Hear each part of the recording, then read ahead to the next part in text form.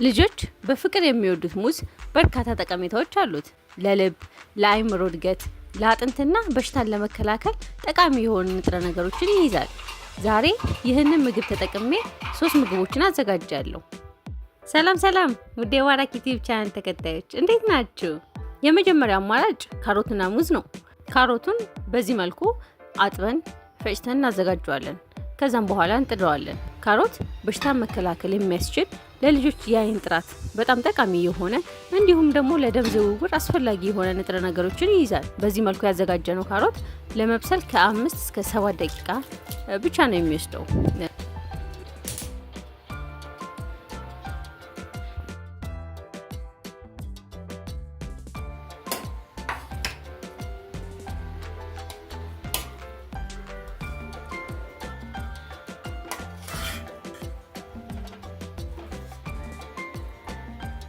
ካሮቱ ሲበስል ከሙዙ ጋር በዚህ መልኩ እንቀላቅለዋለን።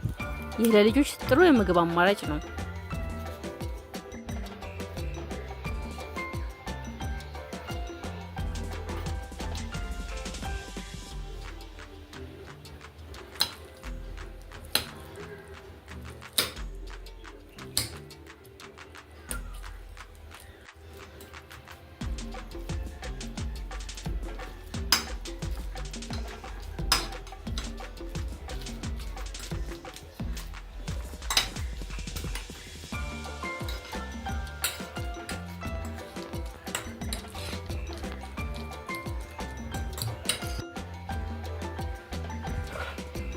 ሁለተኛው አማራጭ ቴምርና ሙዝ ነው። በመጀመሪያ ቴምሩን ፍሬውን አውጥተን ለ30 ደቂቃ ያክል በንጹህ ውሃ እንዘፈዝፈዋለን።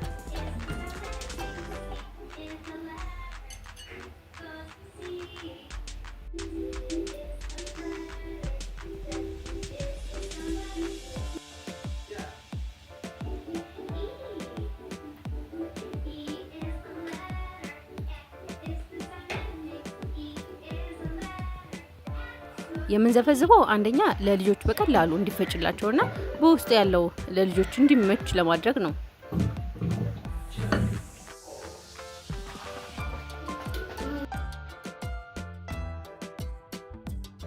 ቴምሩን የዘፈዘፍንበትን ውሃ ከደፋነው በኋላ ቴምሩን መፍጫ ውስጥ ከሙዙ ጋር አንድ ላይ አድርገን እንፈጨዋለን።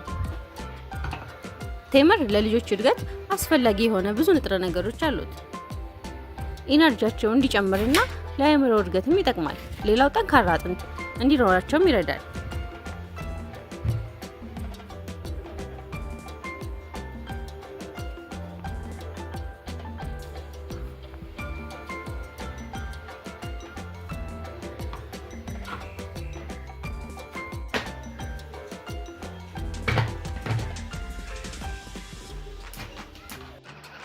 ይህንን ምግብ ከሌሎች ምግቦች ጋር አድርገን እንደ ዋና ምግብ መስጠት እንችላለን፣ ወይም ደግሞ እንደ ስናክ ልንሰጣቸው እንችላለን። ሙዝና ቴምር በተፈጥሮ ጣፋጮች ስለሆኑ ልጆች ጤናማና ጣፋጭ ከሆኑ ምግቦች ከፍ ያለ ጥቅምን ያገኛሉ።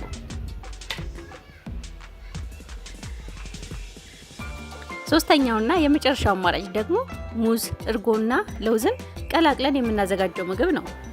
ሙዙን በዚህ መልኩ ከላጥን በኋላ ከለውዝና ከእርጎ ጋር በደንብ አድርገን እንቀላቅለዋለን።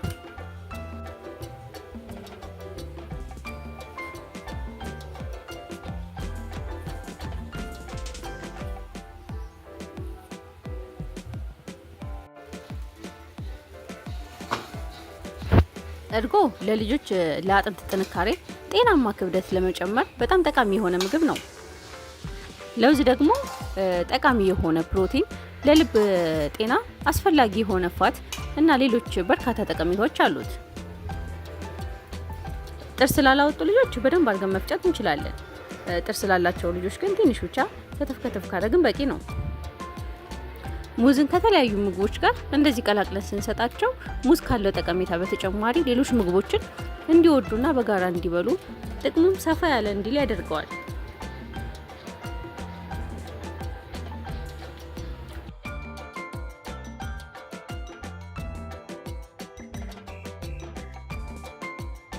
ከዛም በዚህ መልኩ ለልጆቻችን ማቅረብ እንችላለን።